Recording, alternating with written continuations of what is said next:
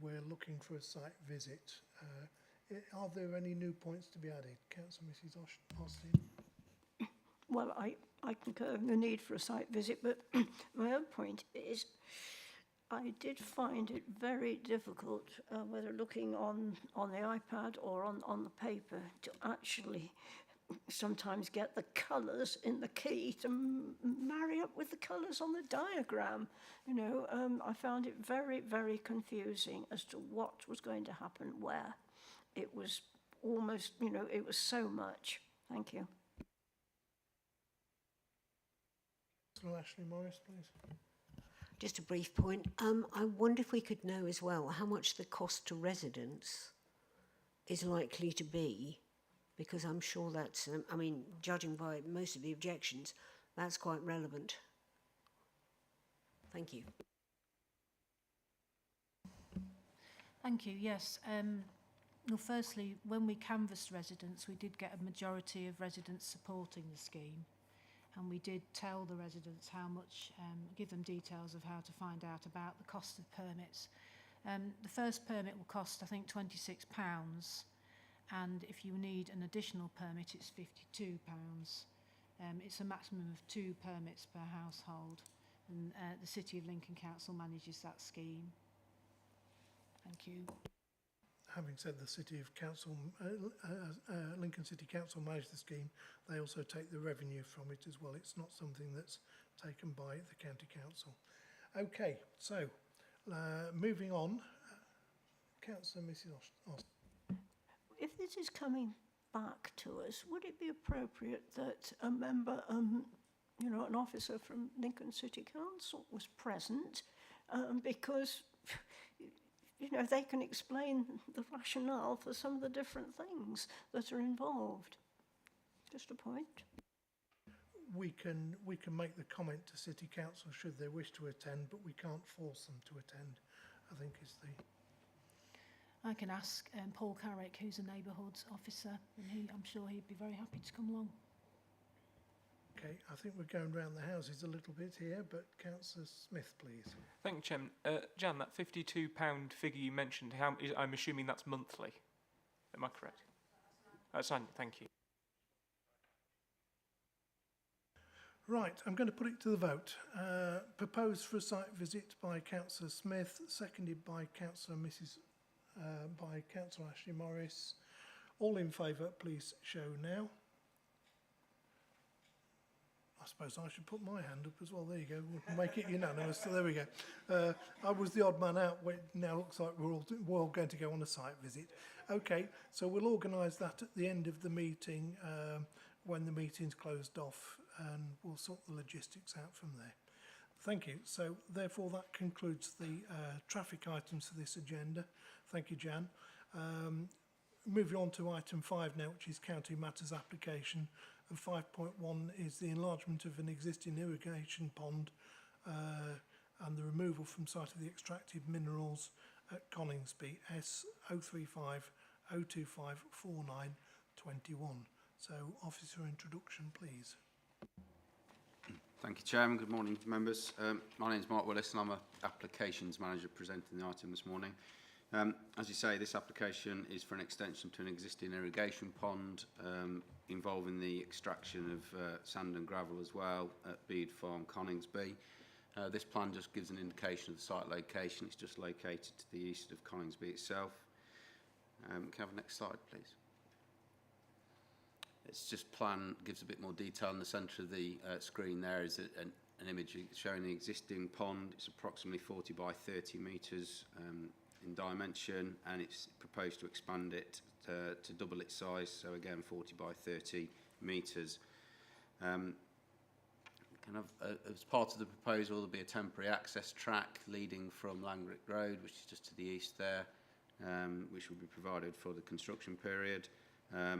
The development will involve, as I say, the extraction of mineral, sand and gravel as part of that and export off-site.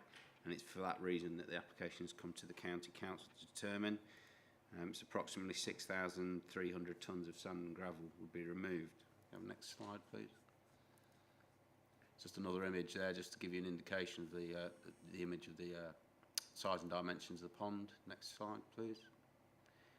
This is a view along Langrick Road from the field access that currently serves or will be used to provide access to the facility. Next slide. This is a slide just giving a view. As you see, it's a fairly low level feature within the existing landscape. Proposal is to extend the pond in line with the reflective of the current pond. Next slide, please. And again, just an image of the existing pond there. You can see it's a below ground, no therefore above ground bunds or significant above ground bunds visible. In terms of the proposal and the report, you'll see on page 69 to 70 there's been no principal objections raised from any of the consultees. The Environment Agency has also raised no objection to the proposal, but has indicated that a variation to the applicant's current abstraction licence would be required in order to allow the additional water capacity, water to be extracted to fill the additional capacity, and does indicate in that response that there's no guarantee that would necessarily be granted at the time at which that response was given. In terms of the issues that the paper raises, they are drawn out towards the end of the report, but in terms of, as I say, the proposal itself, it involves mineral extraction as part of the engineering aspects for the pond. And specifically within the current Minerals and Waste Local Plan, a policy was purposely devised to deal with such proposals to ensure that basically where developments such as this come forward, they don't undermine the plan process insofar as planned aggregate supply, and to ensure that proposals go through the proper planning process. So policy M14 is the key policy that is in play with regard to the consideration of such a proposal, and that policy requires proposals such as this to demonstrate there's a proven agricultural need for the irrigation reservoir or pond, that need is reflective therefore in the size and dimensions of the pond that's been proposed to serve the area that's been identified for, that the development in terms of the impacts of the export don't have a significant impact, and crucially that there's an existing abstraction licence in place that's commensurate with the size and design of a lagoon to therefore reflect the amount of water that's intended to be extracted to fill it. Now in this particular case, I think officers accept that given the scale and size of the development, the material that's being proposed to be extracted in terms of the sand and gravel is incidental to the construction aspect of the reservoir, and therefore isn't a primary driver for the development. In terms of the need case presented, insofar as to provide additional water for the applicant's farm holding, that's accepted in principle, and I think the size and design of the pond itself has been accepted as reasonable, reflective, as I say, and tying in with the existing pond. The main issue, however, is that at the time the application's been submitted, it's been in the system for over 12 months, and during that time the applicant's been unable to demonstrate that they've secured the abstraction licence that allows the additional capacity to be taken, water to be taken to fill the expanded pond. And the policy is purposely written as a prerequisite requirement on the basis, as I say, without the need for, without the abstraction licence in place, then it questions the ability or need to construct the pond in the first place, and first and foremost, therefore, the extraction of the mineral from the site. Now, it's understood the applicant has made or has had discussions with the Environment Agency with regard to the obtaining of that variation to the permit. Part of that discussion was around a requirement to demonstrate that they was able to take that water without having an adverse impact on the water environment, and further investigation was required. I understand that situation has perhaps changed. The agency have now advised that further groundwater investigations aren't necessary. However, a permit application has still to be made for that variation, and I'm not aware that that has been made to date. So in terms of the application as it stands, whilst officers are accepting that the design, the need and elements of the impacts of the development are controllable, the failure to have demonstrated a licence in place in line with the development that's proposed is a key issue than failing at this time. So on that basis, it's recommended the application be refused, and should the applicant then obtain that licence, then would be invited to make the application again in the future.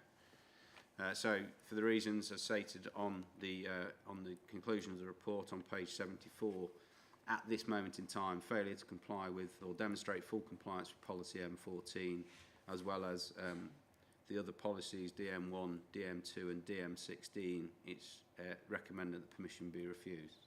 Thank you, Chairman. Thank you. I have a gentleman with us that would like to address the committee.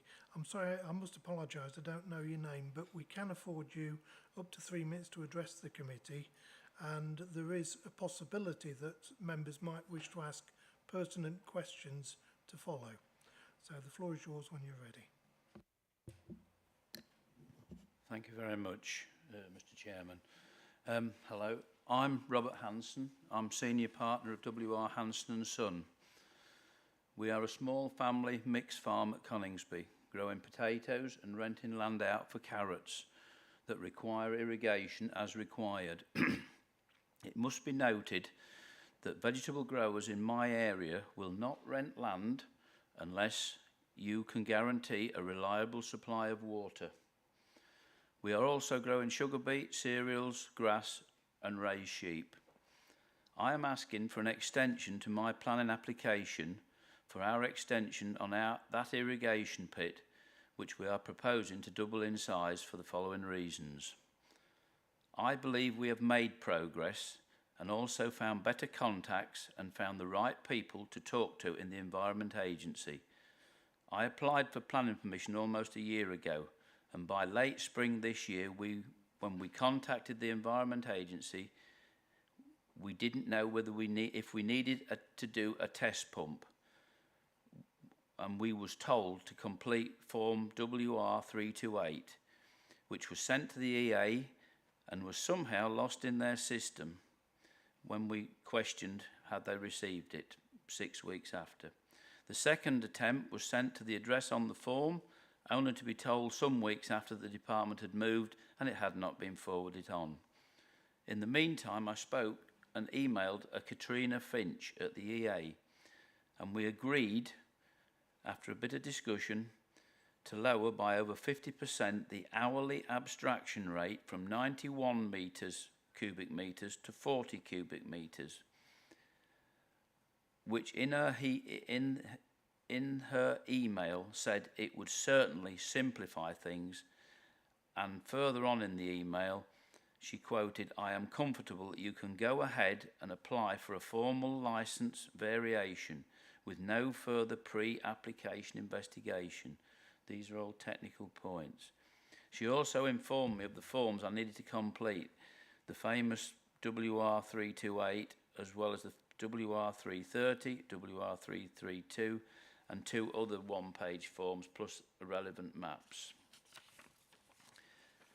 And these were sent back about the 21st of October this year.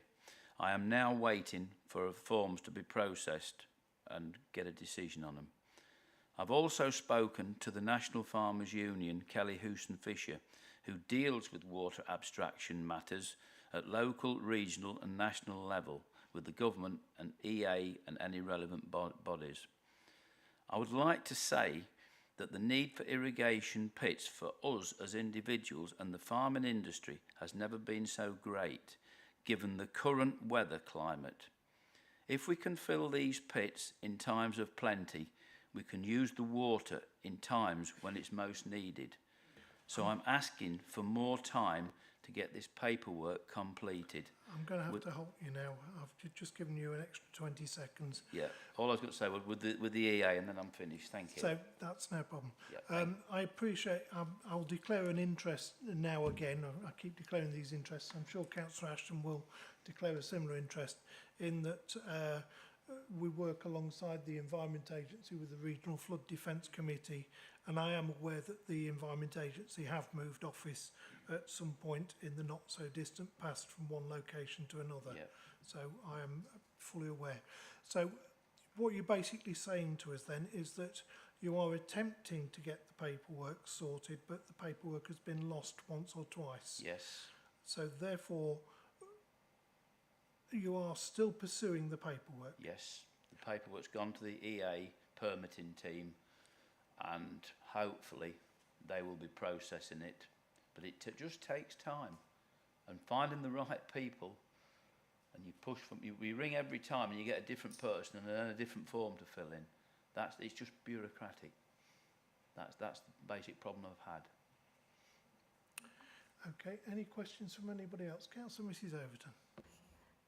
Thank you. Actually, sorry, I'm not sure I was going to do a question, but I will.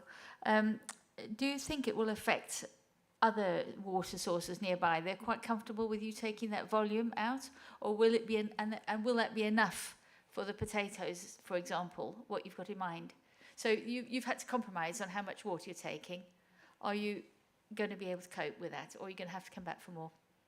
I don't think so. I don't think it'll affect anybody else's irrigation pit. My neighbour's got one 500-600 yards away, both sides of me, and it doesn't seem to affect. We have plenty of water in the gravels, but no, it won't affect. I'm sure it won't. And Thank you. why I'm asking for more is because we don't seem to have enough for the potatoes and the carrots, and if we had more, I could probably rent some land off for leeks or brassicas or another crop. Or as farming needs change, we don't know what the future is going to hold. Thank you very much, Mr Anderson. How long do you envisage the process of getting your abstraction licence from the Environment Agency would take? Do you have a rough idea of timescales? I'll be quite honest, I don't have any idea. I think that's a matter for the Environment Agency to tell us. They are quite slow, but then I sent 37 pages back and maps. I know some of the pages had nothing on it that was relevant to my application, but it is reasonably complex for them. Thank you. And just to be clear, there's no point in digging this thing unless you get the abstraction licence. If I dug it and I didn't get the abstraction licence, the picture you see on there was the pit that's existing. Basically, I'd have 2 years' water supply. So I wouldn't lose particularly. Okay, thank you. Thank you, Chairman. I'm going to make it as a general comment now rather than a comment to the applicant. Thank you.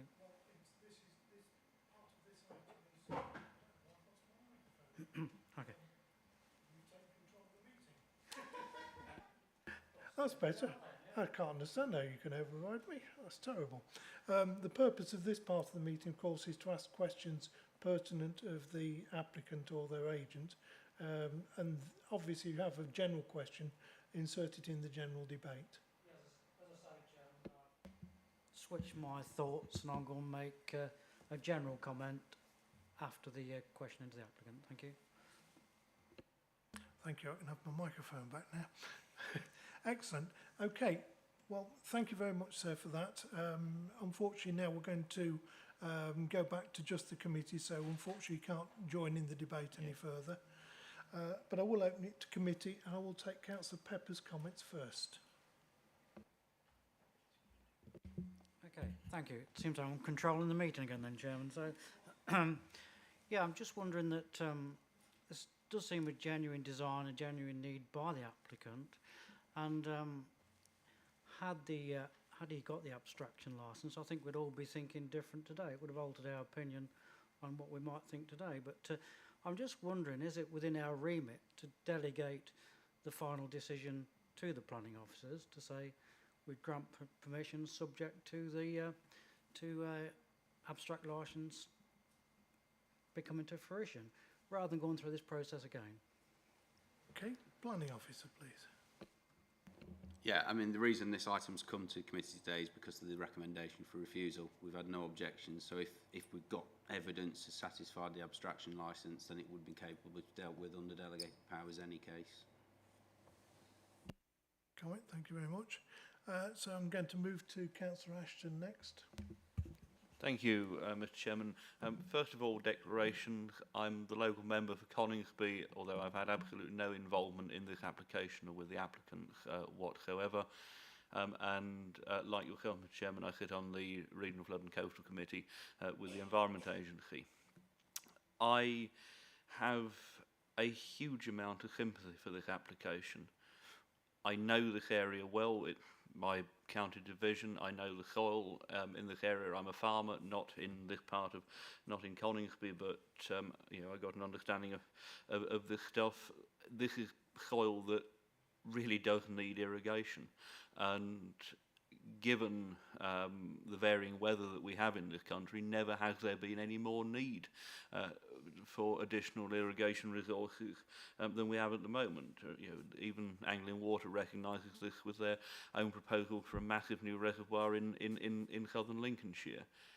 And reading through the report, the way I understand it is, if this wasn't sand and gravel, then the applicant would effectively be able to dig this hole without it coming to this committee. But because it's sand and gravel, it's coming under our Minerals and Waste Plan, so it's coming to the Minerals and Waste Planning Authority, so it's coming here.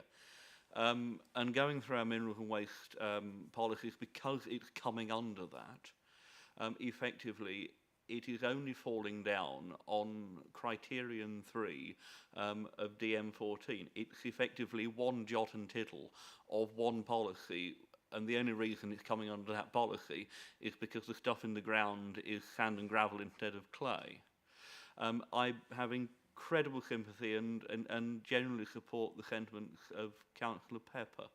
I would be loath to simply vote to refuse this application this morning, and recognising, though, that we do require, for all of these reasons, we have got policies, we do require an abstraction licence, effectively as evidence of the viability of the scheme. I would move or second Councillor Pepper in that actually we grant approval, but condition that subject to obtaining the abstraction licence, because I genuinely feel that if we can grant conditions exist in order to make a development that might otherwise not be acceptable, and the only thing that this is missing is an abstraction licence. And anyone that has dealt with some of these government agencies, including the Environment Agency, will be entirely aware and sympathetic of the bureaucratic nightmare which some of this stuff engenders. And that's the reason I would be quite happy to second Councillor Pepper on the basis that having in the event of meeting that condition, criterion 3 of DM14 would be satisfied and the development acceptable. Thank you. Thank you. So I'll now move to Councillor Mrs Overton. Thank you very much. I'd like to support that. I would have proposed it if it hadn't already been proposed and seconded, I think. So the key point, I think, is that we do need to have more reservoirs, and I think that's where we're coming from in the new world. And subject to that condition that the licence is obtained, you might want to put that work doesn't begin until the licence is obtained, or you might not, but that's a suggestion. But thank you for those suggestions, and I think it was very useful that the applicant actually came and explained in person. Thank you. Thank you. So I'll move on to Councillor Smith. Thank you, Chairman. Following on from Councillor Ashton's point of view, could you impose a gramping condition on that basis, whereby the conditions imposed until such, so the gramping condition is there, if the licence doesn't come, you're not granted. If the answer is yes, you can, then I'm quite happy to support what Councillor Ashton has proposed. Thank you, Chairman. Arthur from Legal, please. Thank you, Chairman. Just to clarify, obviously I've heard what members have said, and they seem generally supportive of the scheme as a whole, but recognise the need for the permit. But I would just like to draw attention, policy M14 it requires that the permit is in place before planning permission is granted, that is your policy position. So when we're talking about gramping conditions, conditioning that the permit has to be in place before work can begin, you have already granted permission, and then the condition kicks in. So my advice is your policy position is that the permit has to be in place. So if members are supportive of the line I think they're going down, perhaps the more appropriate suggestion is to delegate the application back to officers. So you grant permission subject to the permit being in place. A bit like when we sometimes delegate back to officers for completion of a Section 106 agreement. Planning permission isn't granted until the permit is in place. Thank you, Chairman. Thank you. We nearly tripped over there, and the concept of granting conditions is A-OK, but not really where we need to be. What we do need to have alongside this is a set of standard terms and conditions that the officers will put together to go alongside this report. Obviously, this application needs to be dealt with at that point. I'll leave it to the planning officer. Thank you, Chairman. Yeah, and I agree with Martha. I think, you know, the policy was purposely written and went through scrutiny examination for that very purpose, to ensure that there's a prerequisite requirement before we grant consent. So very reluctant to deviate away from that. I think from what I'm hearing from the debate, members are sympathetic of the applicant's requirement for more time. I think an alternative could be therefore to defer a decision to allow more period, a longer period for the applicant to present and hopefully obtain that licence. And should that be granted, as I say, there wouldn't really be a need for this item to come back to committee, because it would actually, unless we get any objections, not fall within the criteria. I would like, however, if members were minded to defer a decision, to put a time limit on it to ensure that there is some time frame on that, mainly to ensure that, as I say, that the planning system gives people confidence, and public confidence, that decisions are taken in a timely manner. So if we were to defer today, I'd recommend perhaps no longer than a 3-month period. If we haven't had confirmation within that time frame, that we bring it back at a later date.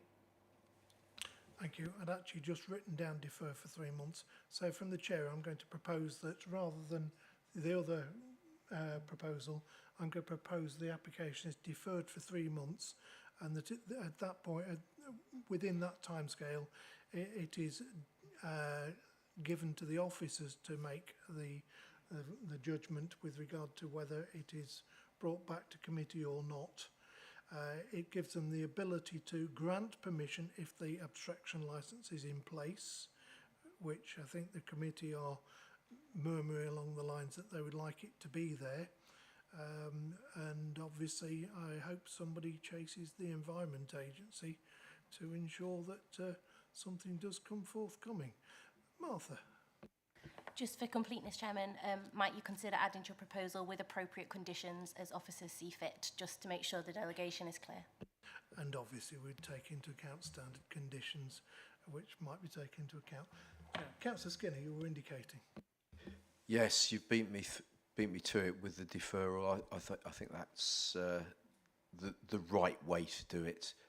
There's no doubt in my mind that the need for irrigation in that area. I spent several years back, many happy an hour in a few fields looking at sugar beet down there. So I know the problems, and the last few dry seasons have exacerbated that situation. So there is definitely a need. So we need to create that envelope. I'm fully in support of that. Thank you. I didn't realise you got a past in a chain gang chopping sugar beet. No, it was several years ago, and we're actually playing with a destoning machine to see if it was possible to harvest sugar beet with it. Unfortunately, it didn't have any form of cart elevator, and it was a hand job picking everything up. It wasn't too pleasant. Thank you. Thank you, Councillor Pepper. Yes, Chairman, with that slight twist in the proceedings, I'm happy to second your proposal. Right, okay, so therefore I'm going to put it to committee that we take the last proposal first, which is that we defer the judgment of this application for 3 months. We are looking to try and extract from the Environment Agency an abstraction licence, which will therefore allow the officers to get on and grant a permission. If it isn't granted within the 3-month timescale, to obviously hopefully see it back and to chase it along accordingly. That's a proposal from myself, seconded by Councillor Pepper. All in favour of that one, please show. That, believe it or not, is unanimous. So let's hope somebody can address somebody in the Environment Agency, whoever they might be. Thank you very much. So, moving on then, we have no further business. I'd like to thank you all for attending, wish you a safe journey home, and I hope you enjoy whatever you're going to do for the rest of the day.